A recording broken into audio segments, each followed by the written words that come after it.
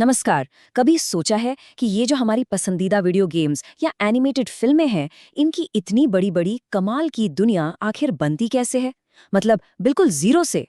आज हम इसी कोड को क्रैक करने वाले हैं, उस सीक्रेट ब्लूप्रिंट को समझने वाले हैं जो छोटे छोटे पिक्सल को पूरी की पूरी दुनिया में बदल देता है। तो सीधा सवाल पर आते हैं।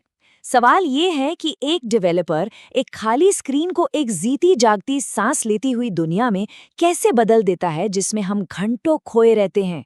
इसका जवाब पता है, आर्ट और साइंस का एक जबरदस्त मिक्सचर है। और यकीन मानिए या नहीं, उस पूरे जादू का राज कुछ इस तरह के एक टेक्निकल डॉक्यूमेंट में छिपा है। हाँ, सही देखा, ये एक यूनिवर्सिटी का सिलेबस है।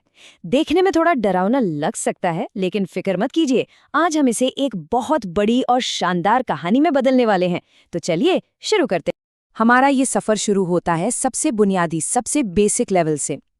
हर मुश्किल से मुश्किल इमेज, हर बड़ा सा लैंडस्केप जो स्क्रीन पर दिखता है, वो असल में एक बहुत ही मामूली चीज से शुरू होता है। एक छोटा सा डॉट, एक बिंदु। इस टेक्निक को कहते हैं रास्टर ग्राफिक्स। इसे एक डिजिटल पहेली या फिर क्रॉस स्टिच वाली कढ़ाई जैसा समझ सकते हैं। स्क्रीन एक ग्रिड की तरह है और कंप्यूटर हर एक छोटे से डब्बे या कह लें पिक्सल में रंग भरकर एक पूरी तस्वीर बनाता है। हर एक इमेज, चाहे वो कितनी भी डिटेल्ड क्यों ना हो, इन्हीं नन्हे नन्हे डॉट से बनी है। तो होता यह है कि एक प्रोग्रामर कंप्यूटर को कमांड देता है, एक लाइन खींचो, और फिर कंप्यूटर मैथ्स का इस्तेमाल करके ये कैलकुलेट करता है कि उस लाइन को बनाने के लिए कौन कौन से पिक्सल को जलाना है, किसमें रंग भरना है। ये बिल्कुल वैसा ही है जैसे हम डिजिटल दुनिया की पहली ईंट रख रहे हों। ठीक है, तो अब हम शेप्स बना सकते हैं। बढ़िया। लेकिन एक ठहरी हुई, रुकी हुई दुनिया तो बोरिंग होती है ना? तो अगली चुनौती ये है, हम इन शेप्स को हिलाएं कैसे, घुमाएं कैसे, ताकि उनमें जान आ जाए। अच्छा, इसके लिए पहले 2D और 3D का फर्क समझना जरूरी है। 2D मतलब एक सपाट कागज का टुकड़ा। आप शेप्स को ऊपर, नीचे, दाएं, बाएं घुमा सकते हैं बस। लेकिन 3D, अरे 3D तो बिल्कुल अलग ही खेल है। अब हम गहराई की बात कर रहे हैं, आगे और पीछे। अब चीजें असली दुनिया की तरह जगह घेरती हैं। अब इन आकृतियों में जान डालने के लिए एनिमेटर्स के पास एक मैथमेटिकल टूल किट होता है। वो किसी ऑब्जेक्ट को ट्रांसलेट कर सकते हैं, यानी एक जगह से दूसरी जगह ले जा सकते हैं। उसे रोटेट कर सकते हैं, मतलब घुमा सकते हैं। स्केल करके बड़ा या छोटा कर सकते हैं। और तो और, उसे शेयर करके तिरछा भी कर सकते हैं, बिल्कुल वैसे ही जैसे ताश की गड्डी को एक तरफ से धकेलते हैं। ये सब डिजिटल दुनिया के फिजिक्स के नियम हैं। चलिए ठीक है, हम स्क्रीन पर शेप्स को घुमा फिरा सकते हैं, लेकिन सोचिए, ऑनलाइन गेम्स में लाखों लोगों के साथ एक ही दुनिया में ये सब करने के लिए एक चीज की जरूरत पड़ती है, एक बहुत ही ज्यादा तेज डेटा का फ्लो।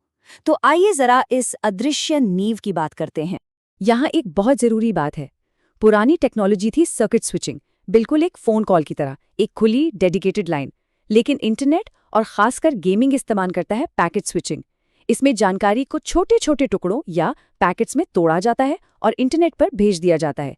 इसी वजह से लाखों लोग एक ही समय में ऑनलाइन हो सकते हैं। ये बहुत एफिशिएंट है, फ्लेक्सिबल है और ऑनलाइन दुनिया की रीढ़ की हड्डी है। अच्छा, चलिए वापस विजुअल्स पर आते हैं। हमने 3D शेप्स तो बना लिए हैं, लेकिन यहाँ एक बड़ी प्रॉब्लम है। हमारी स्क्रीन तो फ्लैट होती है, 2D। तो सवाल ये है कि हम एक फ्लैट स्क्रीन पर 3D दुनिया का एहसास कैसे पैदा करें? जरा इस सवाल के बारे में सोचिए। मान लीजिए एक पेड़ के पीछे एक घर है, तो कंप्यूटर को ये कैसे पता चलता है कि पेड़ का वो हिस्सा दिखाना है जो घर को ढक रहा है, न कि घर का वो हिस्सा जो पेड़ के पीछे छुपा होना चाहिए? ये 3D ग्राफिक्स की सबसे बड़ी चुनौतियों में से एक है। इसका एक बहुत ही चालाक हल है, जिसे कहते हैं जेड बफर एल्गोरिदम। इसको ऐसे समझिए कि कंप्यूटर हर पिक्सल को एक दूरी का टैग देता है कि वो कैमरे से कितनी दूर है। अब जब दो चीजें एक ही जगह पर आती हैं, तो कंप्यूटर बस टैग चेक करता है और सिर्फ उस पिक्सल को दिखाता है जो सबसे पास है। सिंपल। और हाँ, ये अकेला तरीका नहीं है। प्रोग्रामर्स प्रोसेसिंग पावर बचाने के लिए तरह तरह की तरकीबें अपनाते हैं, जैसे किसी चीज के उन हिस्सों को बनाना ही नहीं जो वैसे भी दिखने वाले नहीं हैं, या फिर सीन को पीछे से आगे की ओर पेंट करना, बिल्कुल एक असली पेंटर की तरह। तो हमारे पास शेप्स हैं, हम उन्हें 3D में देख सकते हैं। अब आता है आखिरी और सबसे रोमांचक कदम, इन सबको एक साथ लाकर उनमें सच में जान डालना। एनिमेशन का जो बेसिक सिद्धांत है ना, वो कमाल की बात है कि दशकों से बदला नहीं है। ये बिल्कुल एक फ्लिप बुक की तरह काम करता है। एक तस्वीर बनाओ, फिर उसमें हल्का सा बदलाव करके दूसरी तस्वीर बनाओ और ऐसे ही करते जाओ। जब इन तस्वीरों को तेजी से एक के बाद एक चलाया जाता है तो हमारी आंखों को वो एक स्मूथ मूवमेंट की तरह दिखता है। और वो मैजिक नंबर क्या है? 24। हमारी आंखों को धोखा देने के लिए और इन रुकी हुई तस्वीरों को चलती फिरती दिखाने के लिए हमें कम से कम 24 फ्रेम या तस्वीरें प्रति सेकंड दिखानी पड़ती हैं। आजकल की गेम्स तो 60 या उससे भी ज्यादा का टारगेट रखते हैं ताकि एक्सपीरियंस और भी ज्यादा रियल लगे। तो ये एक जबरदस्त सफर रहा है ना? हमने एक छोटे से बिंदु से शुरुआत की, फिर मैथ्स का इस्तेमाल करके लाइनें और शेप्स बनाना सीखा, उन्हें 3D स्पेस में रखा और फिर फ्रेम दर फ्रेम उन्हें हरकत दी। ये सचमुच पिक्सल से पॉलीगॉन और लाइनों से वर्चुअल रियलिटी तक का सफर है।